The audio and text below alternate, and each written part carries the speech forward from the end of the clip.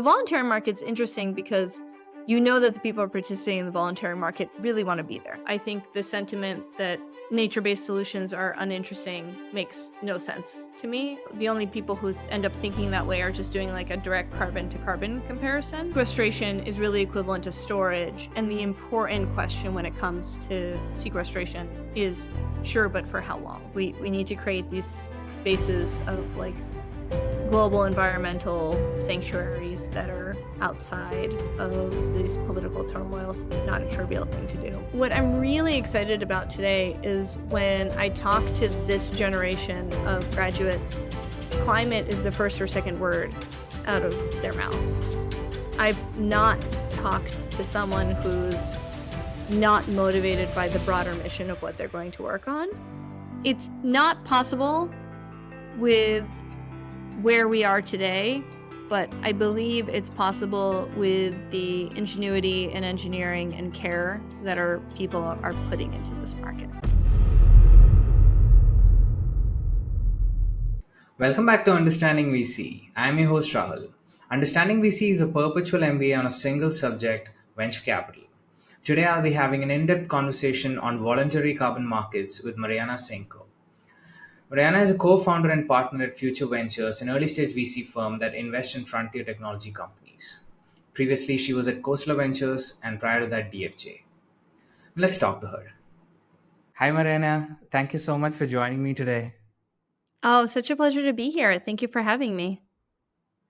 Yeah, so before I start recording a podcast, I usually search for something interesting to talk about to begin the conversation. So I opened up Twitter today morning. And then the first thing that I see on volunteer carbon markets is an investigation on this firm Southport, which is the largest carbon offsetting firm. And apparently a lot of their credits are worthless. So the quality is a problem with the space, right? That's right. And, I think we should be a little bit more understanding to the folks at Southport who I think very much have their hearts and minds and, professional intentions in the right place. And to really unpack that question of what does it mean for a voluntary carbon credit to be quote unquote worthless, and are they truly worthless? Like I don't actually believe that the majority of Southpole's credits are worthless. Like if we step back for a second, like who is Southpole, right? They're a broker. They essentially, people come to them and say, we'd like to buy voluntary carbon credits. They go out in the world and they figure out where can these projects be run? What might those projects look like? Figure out, like, let's say reforestation in Indonesia, determine what plot of land, what are the constraints around it, figure out how many trees can grow over there and what time period, and basically back calculate through a series of like quite complicated calculations what number of carbon credits could credibly be gotten from that kind of a project. And they turn that back around to the buyer and say, okay, if you want to fund this project, this is how many carbon credits. And then there's an exchange and some contracting. The group Vera came under some fire earlier this year from a kind of a strong expose piece. I think it was originally in The Guardian that essentially said that the methodology by which these projects calculate their carbon credits is invalid. And so is it really Southpole's fault? I would argue that Southpole follows the Vera methodologies, and the Vera methodologies have been found to be maybe more optimistic than they credibly should be given the data we have these days about these projects. And so I think it's important to state that like I Southpole as an organization and as individuals in the market are by no means like a nefarious organization who are trying to like sell snake oil, right? Like that's not the case, but rather that nature is unbelievably complicated and multifaceted, and these projects are difficult to manage and engage with and credibly track over time. And so really what we have here is the standards by which we understand how these systems work are actively evolving. And in the past, we haven't done a great job in terms of exactly saying how tightly coupled our calculations are to the outcomes. And now that's getting better. So I'm actually oddly hopeful because this kind of scrutiny and reference checking is like the only way forward to actually developing a credible voluntary carbon market. Yeah, yeah. So before we go on, it would be great if you could, define what is carbon credit, and is carbon credit and carbon offset the same thing, or?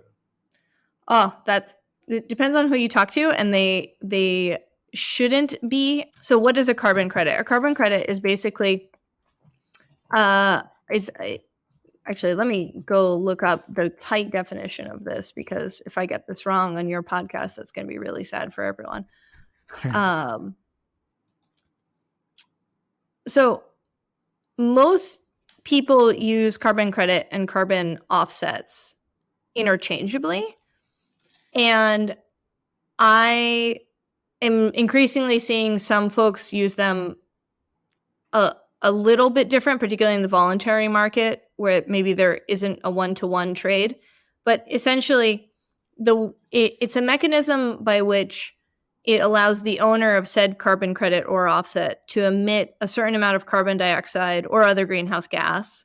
And the carbon credit permits the emission of 1 ton of carbon dioxide or equivalent in greenhouse gases. And so it's half of a cap and trade style program that essentially companies that pollute are allowed a certain number of credits, and they are allowed to kind of pollute up to that limit. And then over time, the amount of carbon credits that they are allowed to pollute worth of should be periodically reduced, right? So if a company like ExxonMobil has a particular level of carbon credits, those should go down over time in regulation. And the way that private companies and public companies manage this is they have to spend money to buy extra credits if they exceed their own cap. And I'm not sure I've done a great job explaining that, so I'm happy to further break that down. I mean, I understand. So you yourself cannot take a lot of initiatives to reduce your carbon emissions. Then you go purchase, and then maybe there is an equivalent project that kind of stops a certain amount, or maybe like remove a certain amount of carbon emissions. That's right. And this is where a lot of people have some level of frustration or even occasionally vitriol towards the carbon credit, because they basically say this isn't functional, this is a band-aid to the climate crisis. But the simple reality is that we can't turn off all of our carbon emitting industries and businesses today, full stop. Like, it'd be great, but we need ways to transition, right? So what the carbon market is endeavoring to do is to ease the transition between our energy needs today, our capacity to solve those, and what they might look like in the future. And so the trade is between emissions producing companies and emissions reducing projects. And so projects on the carbon credit side, in terms of the ones that produce credits rather than consume credits, are things like reforestation projects, right? So there's nature-based solutions. So think literally planting trees. There are agrarian-focused projects, so ways in which farmers might act in ways to better sequester carbon, which is bind it into the root stocks of their plants. Potentially you could calculate that and create carbon credits.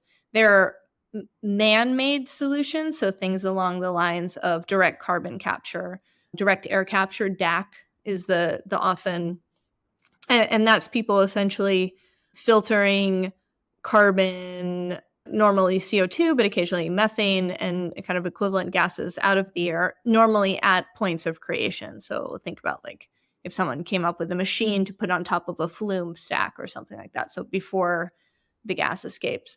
The classic one that people get kind of annoyed about is airlines, right? Have to create jet fuel, and then they have to buy carbon credits because of how kind of energetically expensive it is to produce aircraft and then fly aircraft.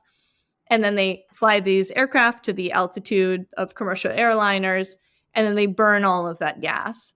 And so a peak point of frustration for people is that, well, who cares if you're buying carbon offsets for the airline industry, because all of the emissions are happening up high in the atmosphere, making those even more damaging. And so a direct one-to-one trade to, a tree growing on the ground is not the same, because one would make the argument that the emission where it's happening is actually also needs to be calculated in. And so there's a lot of ways to kind of squint and be unhappy with the carbon market. And the other system is like it's more or less the best that we've got today. And so we should absolutely think collectively as a global society about how to better that system and figure out as investors like myself and entrepreneurs how to take advantage of that system to support better businesses into being. So we talked about the removal side, which is the direct air capture. So there's one thing that I wanted to know: what is sequestration by carbon? Sequestration of carbon. I looked it up. Yeah. I didn't fully understand.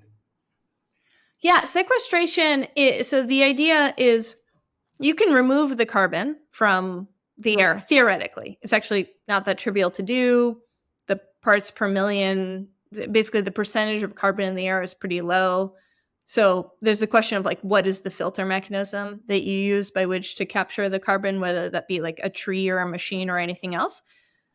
But let's say that part of the puzzle gets solved, however it gets solved. Then you have this question of, great, now you have captured the carbon, but how do you store the carbon? And so sequestration is, you can think of sequestration and storage as essentially the same meaning in this case. And the real question that people ask is, how long can you effectively store the carbon for? And so think about it this way. You grow a tree, that's great. However, the tree, if you leave it forever, will eventually fall down and rot. And when it rots, it will release all of the CO2 that has been stored in it. So then essentially natural sequestration or storage in a tree is only as long as the life of the tree plus how long it takes to decompose over time, right? So that's a log. That scale kind of ramps. Versus if you grow a tree and then you cut it down for lumber, then the carbon is stored for as long as the building or whatever you build out of that lumber lasts, right? And so that potentially is orders of magnitude longer than the lifespan of the tree, right? There are like 1,000-year-old temples in Japan that are built out of wood. And in the soil, for example, you can measure kind of the age of carbon at different soil depths. So if you can get the carbon deep enough in the soil, it could potentially sit there for hundreds, if not thousands of years. But most of carbon that gets trapped in topsoil in the first, 15 centimeters of soil essentially gets turned over and released back into the air in less than a year. So sequestration is really equivalent to storage. And the important question when it comes to sequestration/storage is, sure, but for how long? Okay. So this is essentially like, we dug up a lot of carbon out of the ground, deep underground, and now we have to put it back deep That's underground. exactly the point, right? Like we dig up these dead dinosaur bones, we burn them in our cars. Hopefully our cars are getting more efficient. And then you have to drag these components back out of the sky. And the best thing you could possibly do with them is shove them back into the earth. But turns out it's not that trivial to do. Yeah. Yeah. It's not too bad though, because all these carbon fuels, however bad it was, allowed us to get to this point, right, in terms of growth and everything else. And now we have Yeah, the resources to do all this. that's right. I mean, I think people have really demonized something that's, two elements of the periodic table. So that's interesting. But it's also important to recognize that so much of heavy industry and subsequently modern infrastructure and life is built on the back of the carbon economy.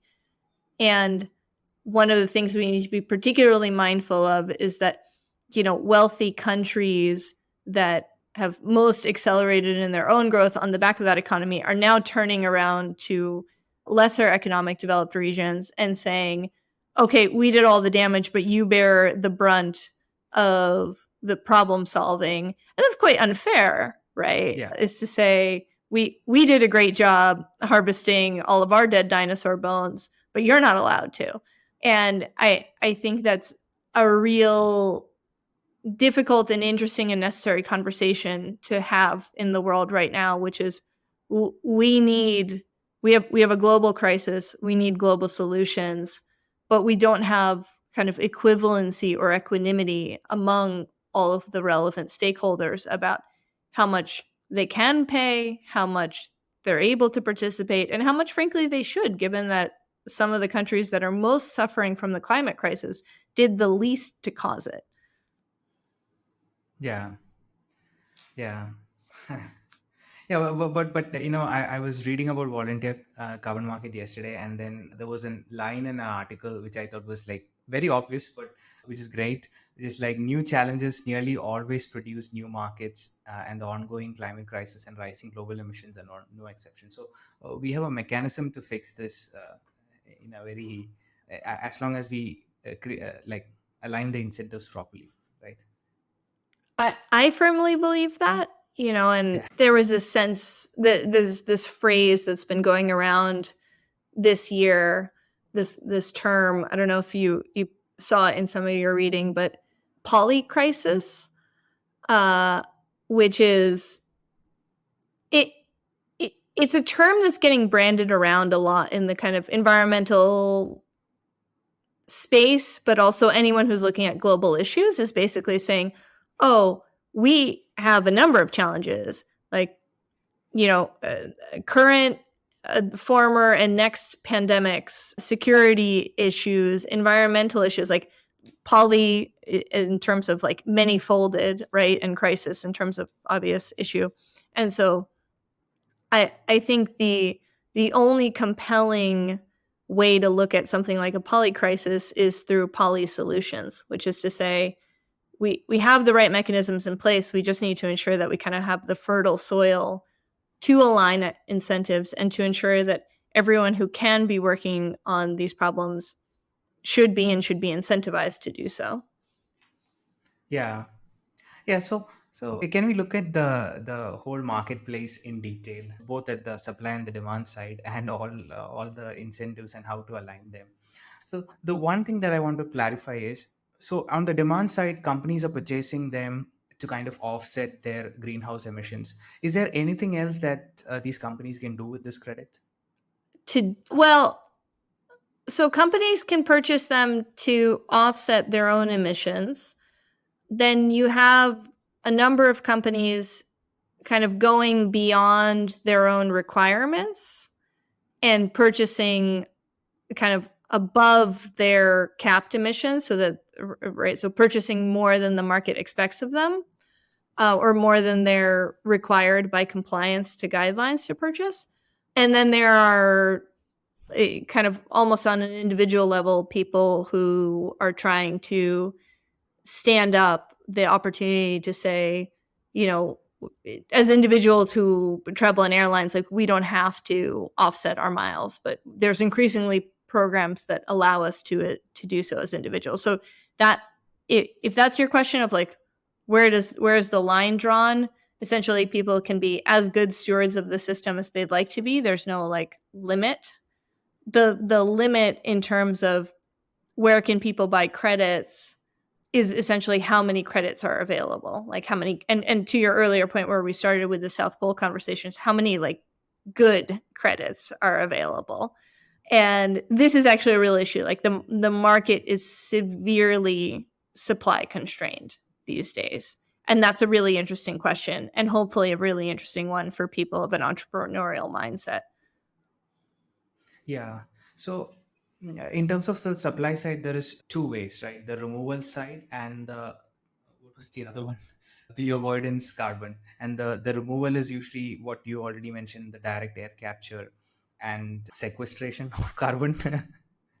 Well, uh, I actually look at it a different way, which is on the supply side, you have the kind of you have carbon removal projects, and those projects, I think one of the easiest ways, and I'm sure there are much better experts than me in this field, that one of the easiest ways to look at it is like, is it a mechanistic solution or a nature-based solution? Nature-based solutions are exactly what they sound like. Like, are you uh, basically enabling natural ecosystems and biological systems to better flourish, and then figuring out how much carbon is captured? Or mechanistic solutions are things like direct air capture, so like build machines to pull carbon out of the air or out of the ocean. so then the challenge here is to accurately measure, like, the project, and then define, like, I mean, accurately say that, okay, this one credit unit is actually 1 ton of greenhouse gases. That's the challenge here. And then we spoke about, you spoke about Vera, whose CEO I think had to resign early this year, because of the methodologies. So the challenge is just the methodology in terms of trying to control the quality here, or? I think there's a couple. So one, I think the challenges are different for nature-based versus mechanistic. So for kind of machine-based solutions, right? Like engineering-based solutions, maybe is the right way to think about it. The challenge is not in calculating how much carbon they're going to capture, but in actually like building the thing, building whatever the capture mechanism is in an economically viable way. And that's where a lot of these projects are kind of promising that they will figure out how to create these carbon credits.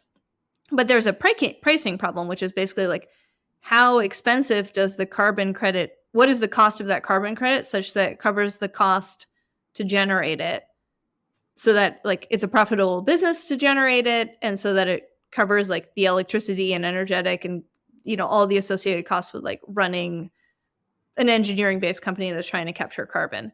So I would say economics on generating effective credits on the engineering side, like not trivial.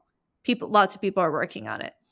And people are working on it in all sorts of interesting ways, from like trying to figure out how to make sustainable aviation fuels to, like, if we capture this carbon, then what do we do with it? On the nature-based side, you have a different series of problems, and that's kind of where Vera comes in, which is, how do you actually calculate where these nature-based solutions are viable? Where can you plant like, let's just talk about reforestation, because it's kind of like the easiest for people to wrap their head around. You have to find large swaths of land that you can ensure control of, and control in the sense of that, militants in Brazil that get paid off by Chinese corporations to mow down large swaths of the rainforest for cattle farming. Like, nobody wants to do this kind of destruction. It's just like their economic means for survival. And frankly, the Brazilian government also has like some backwards rules, which is like the way in which you stake out and claim ownership of land essentially is to like clear cut it and put some cattle on it. So like we have lots of issues on the nature-based solution side. The reason that I particularly like nature-based solutions is because they, to that earlier point that I was suggesting of like polycrisis requires polysolution. Like, the problem in our world right now is not too much carbon dioxide. That's one of many issues. Like, we also have this massive kind of destruction of biological diversity and ecosystem expansion and the interconnection of all these systems. And so at least nature-based solutions solve a lot of those in a way that the engineering solutions don't really do anything for in that aspect. Like, they certainly help. We should do them. I'm not against direct air capture. It's absolutely necessary. But nature-based solutions, which people lately, for some reason, seem to be like less excited about, or there's people are just quick to be derogatory. They're like, oh, we're not here to plant trees. I'm like, we should definitely be here to plant trees. Like trees are extremely useful, right? They support underground mycorrhizal fungal networks. They support, above ground entire ecological systems for birds and insects and all sorts of animals. So I think what's really, really powerful about the nature-based credits is that they're valuable beyond their carbon offset. And maybe one day the world will actually figure out how to price that value in. We haven't Yeah. quite gotten there. Yeah, this is something that I wanted to ask anyway. So, in terms of effort to impact, you feel the nature based solution may be slightly ahead of the mechanical solutions. I personally believe that. To me, our natural world systems are so incredibly complex and interconnected.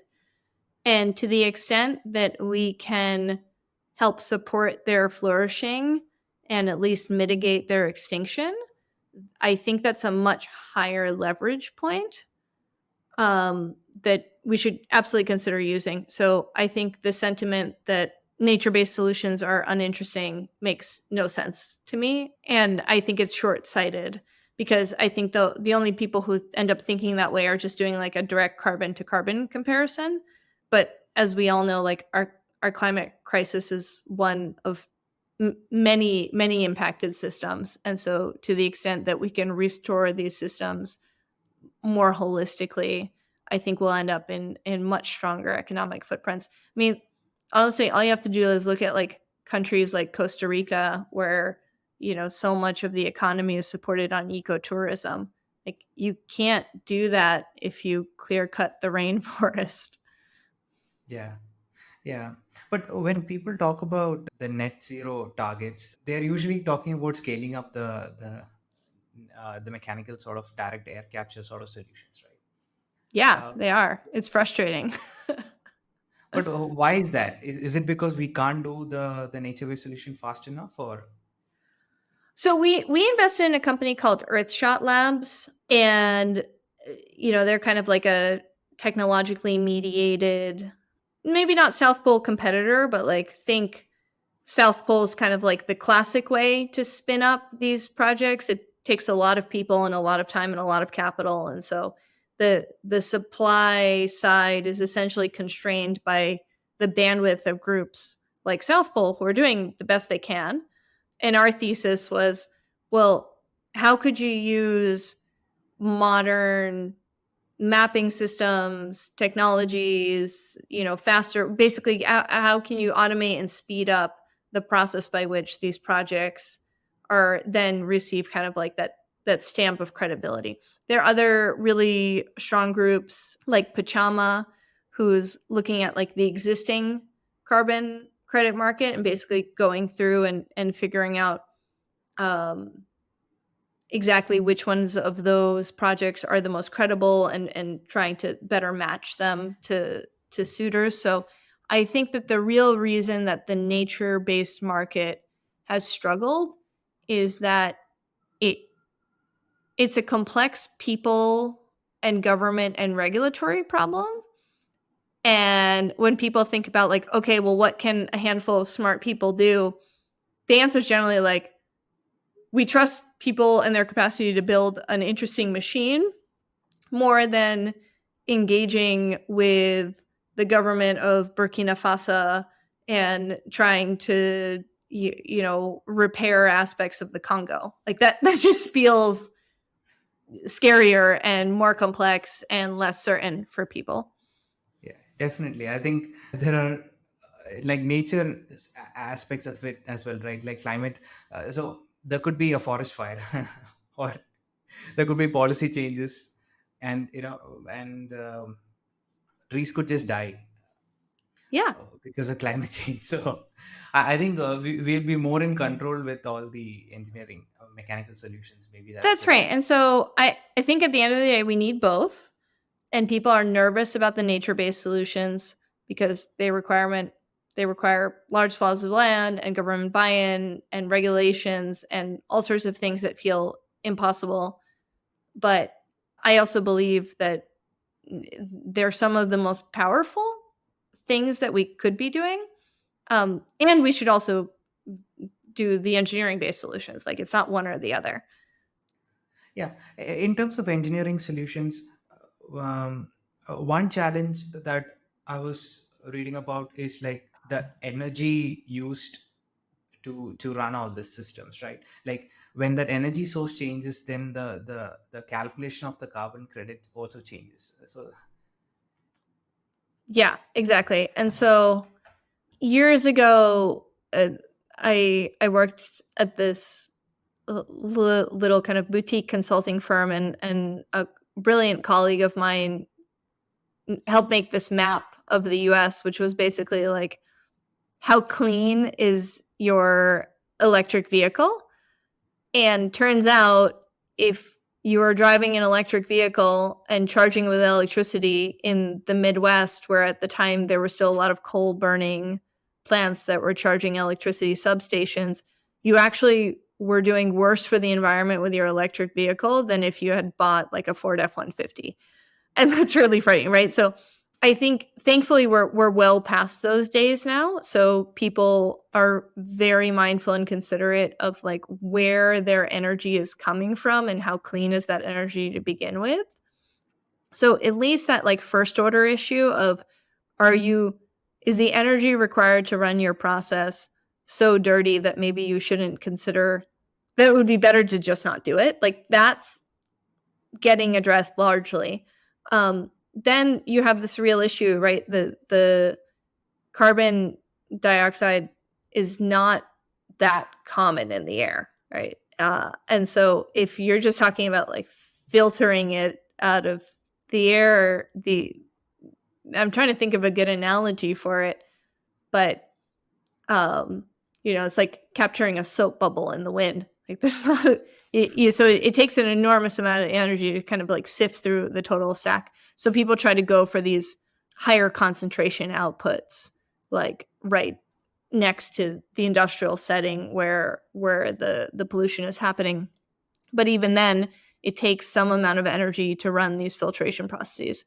I think at the end of the day, what will be interesting in the direct air capture world is the solutions that are the cheapest to operate will most likely win. And that's probably going to be stuff like literally like spreading something like concrete granules on the ocean surface, right? Advanced rock weathering. So basically, as certain minerals decompose in certain environments, they'll actually capture and bake CO2 kind of out of the air in the process of that. And so there are potentially some very, very low energy ways to do this.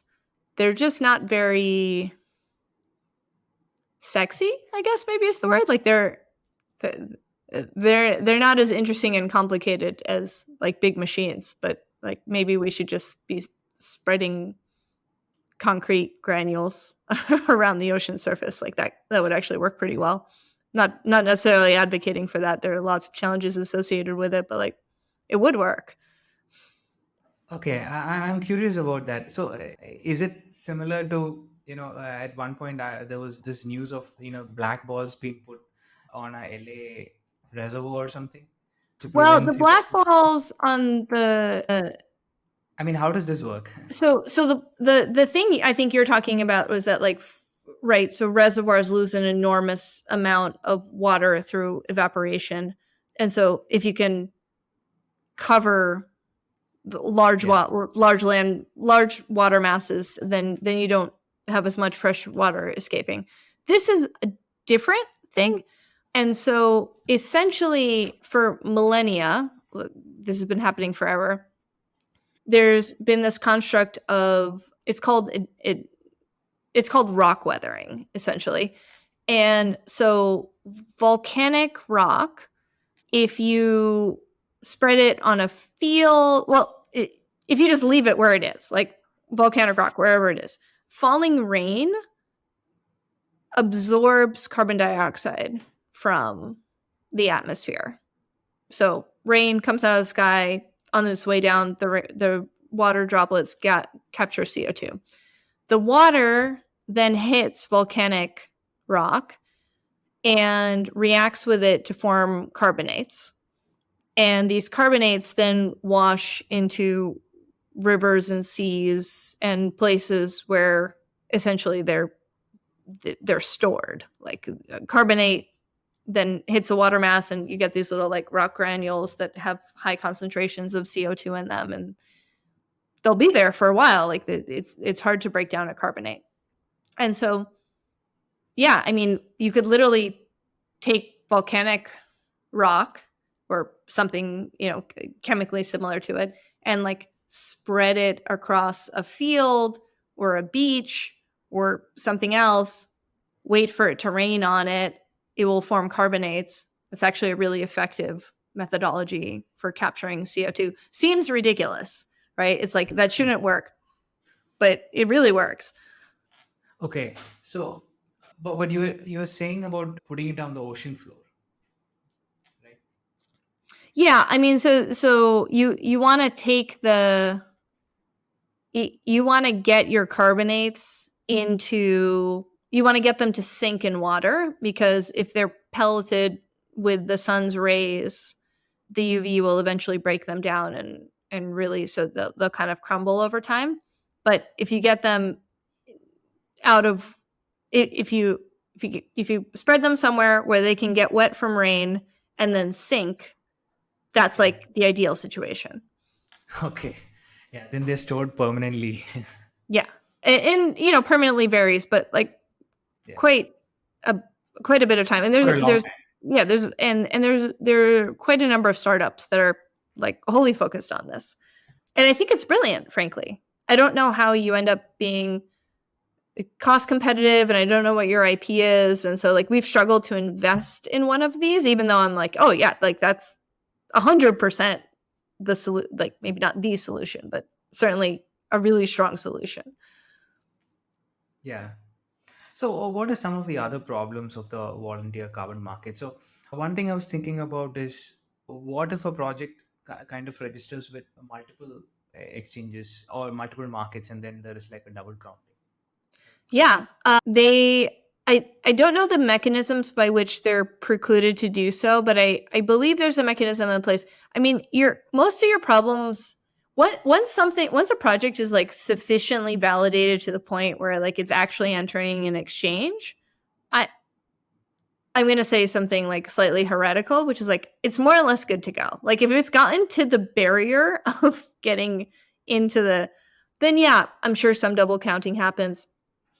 The greater challenge I think is actually in bearing out new carbon projects and getting enough of them online quickly enough and to the point where they can credibly enter exchanges.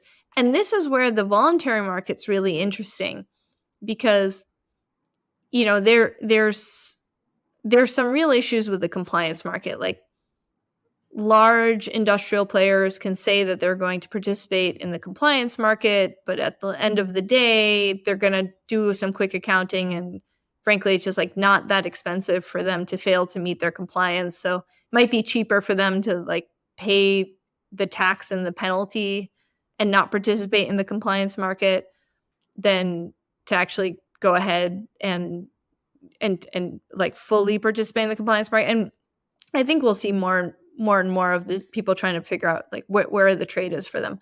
The voluntary market's interesting because that the people participating in the voluntary market really want to be there. They're actually out there trying to buy credits, right? Like Microsoft is doing really strong work in the sense, right? Their sentiments. And so then the question becomes, okay, well, if companies like that are willing to participate, are willing to state aggressive goals like being carbon negative by 2030, then why can't they be carbon negative tomorrow? Like what's precluding them from doing so? Like if the answer is not that they're trying to shift their processes of operation, like they're just trying to buy enough carbon credits to get to carbon negative. Like why can't they do that in 2024 or 2025? Like why? And can they even do that by 2030?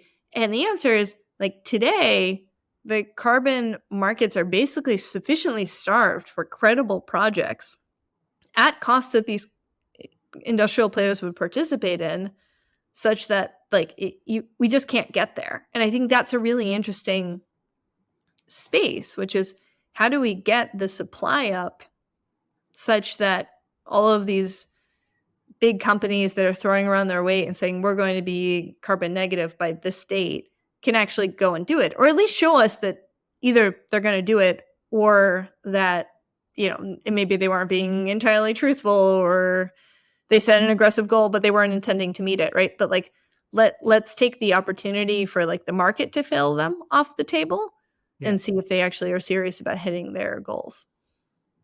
Yeah, but why do you think a lot of companies have changed their mind in terms of like why are they voluntarily doing? There's no, this is going above and beyond the compliance stuff, right? Why are companies doing this? I mean, frankly, I think it's a failure of compliance. I imagine what's happening is I think it's twofold, which is one, the people who run these companies are very intelligent and they see the crisis firsthand. Right now, they don't see it in the way that poverty-stricken regions in India are experiencing heat wave, but they're seeing it in the way that like their ski resort doesn't have as much snow as it used to, right? And I'm being a bit facetious, but I think the reality is that the leaders of these companies actually recognize the science behind the climate crisis. They, unlike politicians, are not motivated by their constituents to pretend that that's not true. And they recognize that if they were to follow the letter of the law of compliance, that they would just be contributing to burning the world. And I think most of them, recognize that, particularly those companies that are consumer facing, that given the option, their users would probably go to a kind of greener and climate friendlier solution and company, because that's very much, if you gave most Apple consumers the choice between like more climate friendly iPhone or less, like a significant portion of them, I would guess, would probably even pay a premium for it. So I think one, there's like just the recognition, the demand. The other side is interestingly on the employee basis, which is it's already hard to recruit top talent into these companies. And essentially the current workforce today is saying, I refuse to work for companies that I can't stand behind the mission of. So, Google will lose employees to Microsoft if they don't kind of match and keep up with the claims. And that's a real thing. The sentiment that the broader workforce culture can push upon their employers is really, really strong. And that, frankly, is pushing these companies to be more aware. Yeah. And you talked about compliance markets, so it would be great if you could like define like how it is different from volunteer market. So the one thing that I've read is like if for compliance participants in compliance market, they have to reduce the emissions themselves. It's like they can't buy credits. Is that true? I'm not an expert in the compliance market. I'm not an expert in the voluntary market either. So I'll be cautious before my understanding of the various intricacies here is that in emission regulated industries, there is like a globally set standard of emission requirements per industry. And then companies can choose whether or not to strictly adhere to those, do better than those, or do worse than those and pay fines. And basically a company has to meet their own emission standards, and there's already baked into that some assumption that they can't do that through just their own production alone. They have to do that and buy carbon credits, right? So it's like this offset thing. So they're going to make more carbon than the emission standard demands, but the demands of the emission standard understand that it's basically an impossible goal without also participating in the offset market. And so the offset market drives the delta between those two.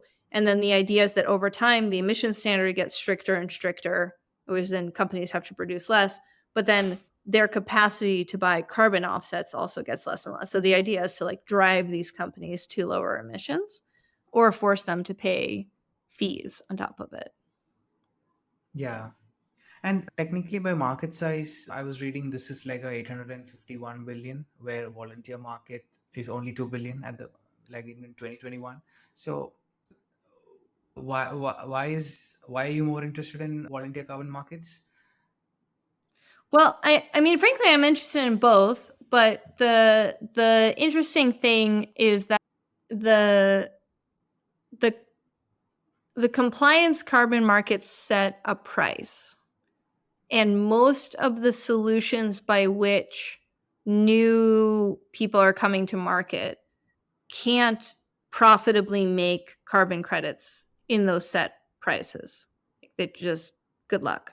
And so for new ideas to flourish, you generally, right, and this is always the case, like you figure out how to do something, it's quite expensive at first, and then hopefully it gets cheaper over time as you figure out how to do it better and better. And so what's interesting with the voluntary market is you have a lot more price elasticity. So you have people who are willing to pay much higher prices for high quality credits. And that to me is interesting because it allows for experimentation and exploration of different ways to create new carbon credit projects that otherwise, I mean, maybe we'd eventually get there, but like I'm not sure who's going to subsidize those into existence. Like maybe governments, but that'll be slow. Yeah. And in terms of disadvantage of voluntary carbon markets, what would be some of those? So the one of the first was this Chicago Carbon Exchange, which kind of had to close down at one point, mostly because there was too much of supply and not enough demand, and then the price went to zero. So what would be some of challenges for like a volunteer carbon markets?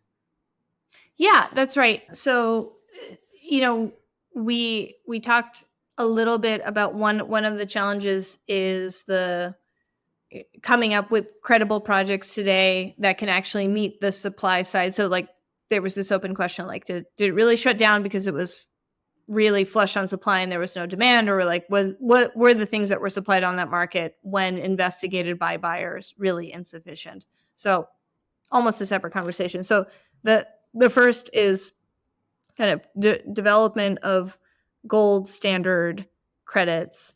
The second is really clarity by global government organizations to say not only do we support these kinds of projects in our jurisdictions, but we will ensure that they're enabled and protected. Because one of the biggest challenges for the nature-based ones, but also for the engineering ones, is are you operating in a regulatory landscape that's protected for long enough, right? And we're talking about parts of the world where like there's regime changes and totalitarian dictatorships and all sorts of frightening things happening. And it is it becomes very hard for people to participate in 30-year projects when they've seen, well, looking backward, the government in that country has been overturned 5 times in the last 30 years, right? And so it's kind of the sense of like we need to create these spaces of like global environmental sanctuaries that are outside of these political turmoils. Not a trivial thing to do. And I think the biggest thing is just creating a mode by which the capital that would like to participate in these markets can actually exchange hands. Because I would say I've never seen anything like this in terms of, you know, stated goals and intentions by executives and everyone else in press and shareholder meetings and everything else. And then when you actually go to them and go, great, I have an interesting, here's a series of great projects for you. Then suddenly it turns into like these bare knuckle fist fight 6-month negotiations with like seemingly no end. Like, how do you have any intention of meeting your goals if this is the process by which each one, right? Like, just people standing in their own ways. So I think at some point what we really need is kind of like a champion in this market, like whether it's an executive of like a Fortune 100 company or someone who's just like, this is critical. We have to solve this problem and we're going to lead. And I'm not sure, like maybe it's one of these large tech companies today. We'll see what happens, what they're, what they can commit to. What about the government? Would you trust government to do this? Depends on the government. US government? I think that I was pretty heartbroken to read the Inflation Reduction Act and have it essentially say no nature-based solutions, which I think was just like a ridiculous stance, right? It was this very like American made, American manufacturing, American ingenuity first piece of legislature.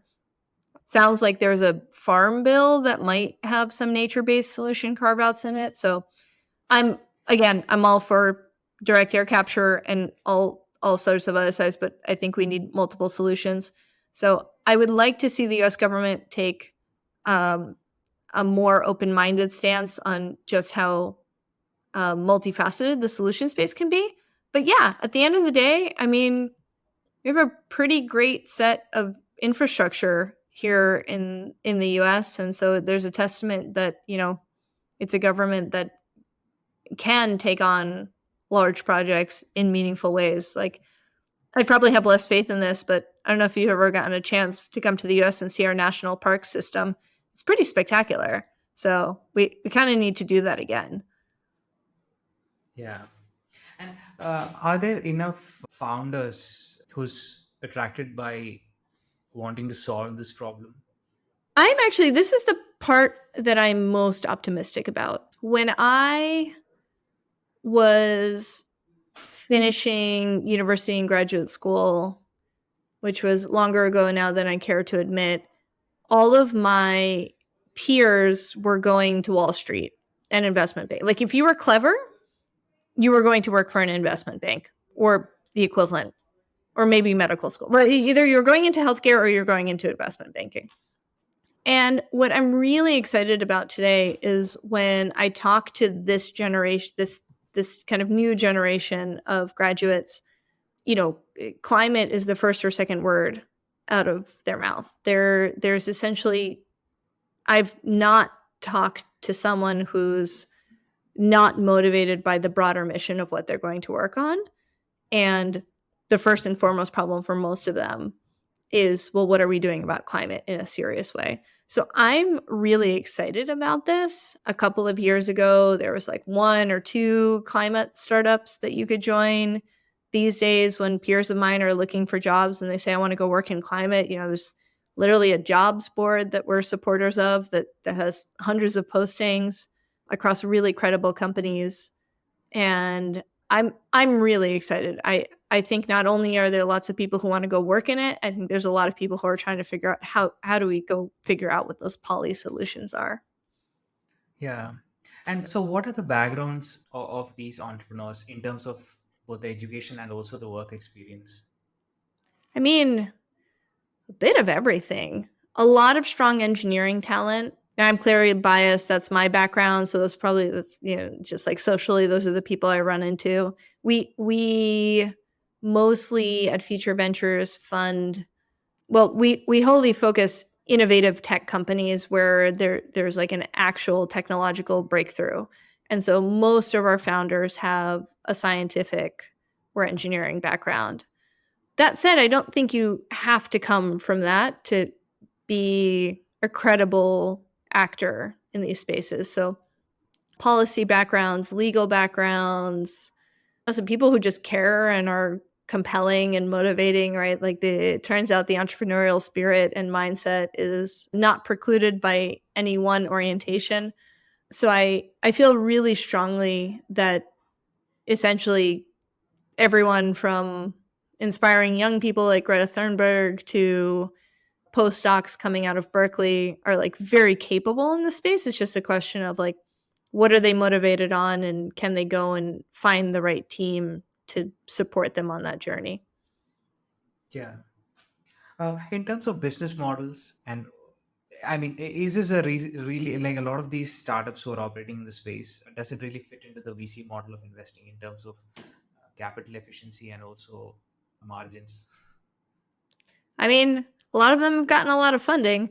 So I can only comment on the ones in our portfolio that, we think are highly credible. So BeFlow, for example, is a company in our portfolio that is working on increasing pollination um, for farmers. So you can only grow as many plants or as effectively as you have effectively pollinated. And with global hive colony collapse among bee populations, you have this huge issue. And so BeFlow is a series of technological solutions that support bee health and further impact the bee's ability to better pollinate the crops of interest. And so it's a company that actually doesn't rely on carbon credits, like might eventually, but today.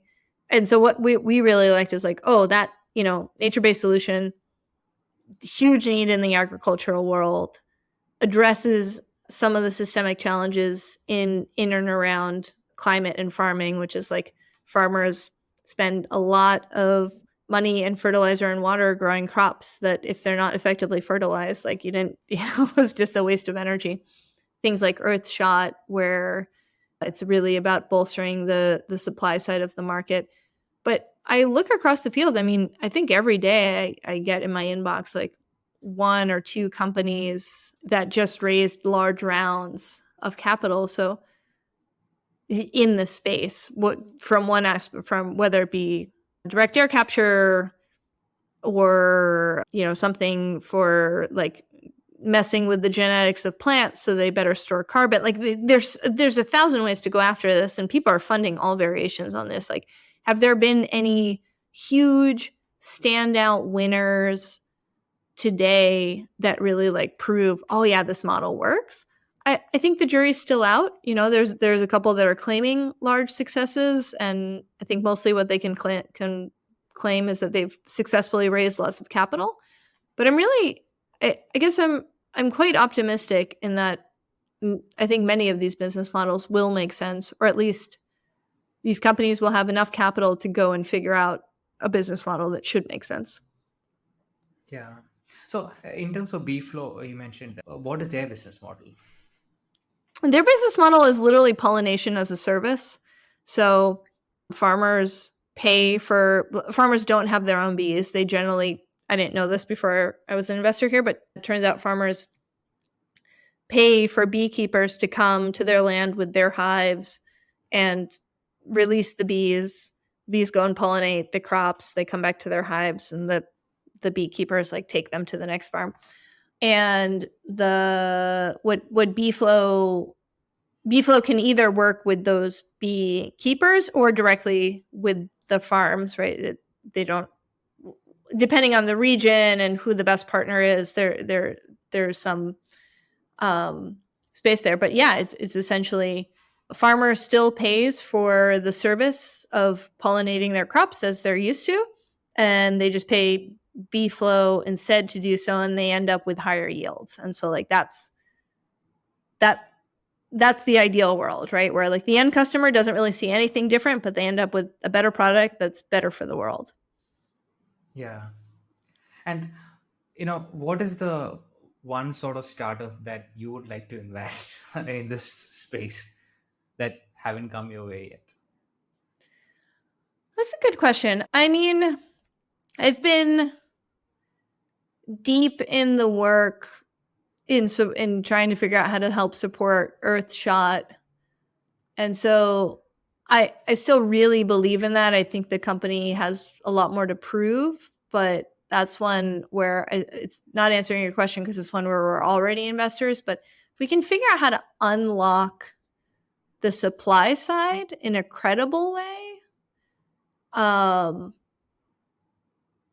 that would be so important.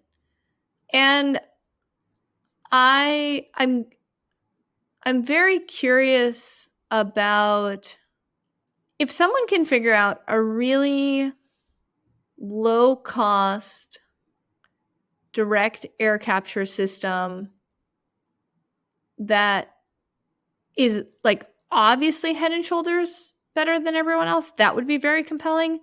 And the interesting thing is that I've seen is that it almost doesn't matter what approach, like they all basically paint the same cost curve.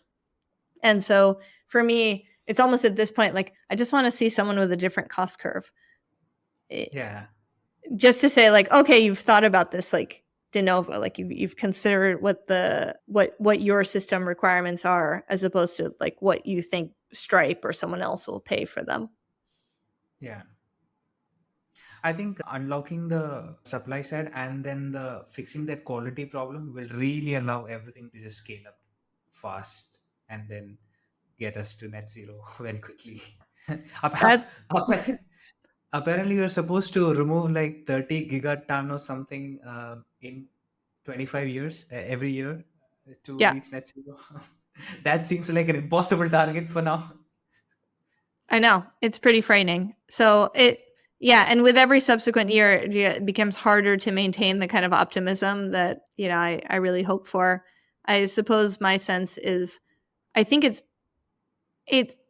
it's not possible with where we are today, but I believe it's possible with the ingenuity and engineering and care that our people are putting into this market. Yeah. I think the same podcast also we ended on a similar note. The solution is human ingenuity. That's right. I mean, it's kind of always it, right? It's like we're here to be champions of the people who are motivated to go fix the problems and figure out how we can support them and ensure that incentive structures remain aligned long enough for those companies to survive. Yeah. Yeah. Yeah. This was great. Thank you so much for taking the time to do this. This was fun. Thank you.